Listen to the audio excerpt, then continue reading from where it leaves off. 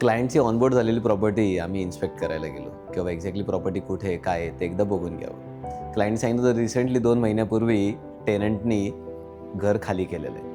आम्ही गेलो तर लाईट ऑन करायचा प्रयत्न केला तर लाईट ऑनच होत नव्हती. स्विचबोर्ड आहे तसा होता, डीपी व्यवस्थित होती. शेवटी आम्ही बिल्डिंगच्या खाली आलो. तिथे येऊन बघतोय तर एम-एस-सी-बीचं इलेक्ट्रिसिटी मीटरच नव्हतं. मग आम्ही इन्क्वायरी करायला एम-एस-सी-बीमध्ये गेलो. मग त्यांनी सांगितलं की मागचे तब्बल 6 ते 7 महिने इलेक्ट्रिसिटीचं बिलच भरलेलं नाही. आम्ही विचार केला की हा तर दुसराच महिना ज्यावेळेस टेनंटनी घर खाली केलंय. मग लक्षात आलं त्या टेनंटनी सुद्धा मागचे 6 महिने एम-एस-सी-बीचं बिल भरलेलं नव्हतं आणि याची क्लायंटला काही कल्पना नव्हती. कारण क्लायंट तर आउट स्टेशनला. मग ज्यावेळेस आम्ही ह्याचा मागोवा घेतला आणि ते इलेक्ट्रिसिटीचं बिल अनपेड जे होतं ते पे केलं आणि मीटर व्यवस्थित बसवून घेतलं.